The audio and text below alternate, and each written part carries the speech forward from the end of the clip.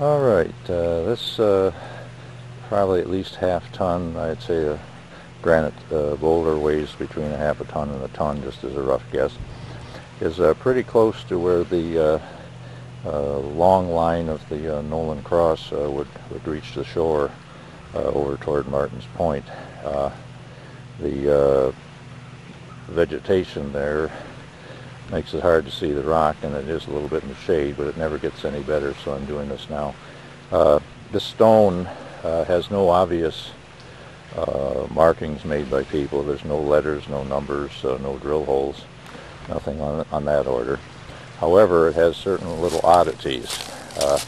If you hold the, or if you look down right at about this angle, although it's hard to tell how it's going to come in the video, just right about in the center, the stone seems to come to a point, a symmetrical point on that end. On the other end, at about a 60-degree angle to the vertical, there's a clear point, which is again seems symmetrical. Over on the other side, which is a little bit hard to see, but I think right about there is the edge of a flat spot. Let's see if I can get the yeah.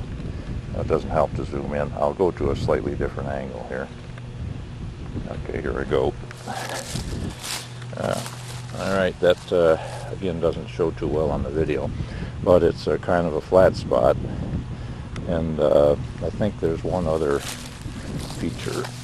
If you stand up about here, the rock has some roundness there, and then a curve, and another round spot here, and between the two it almost looks as if the curves match on both ends of this side of the stone. Now it's hard to tell what a natural stone looks like around here. This one, for one thing, is up pretty much out of the ground. It could be a marker. It probably isn't.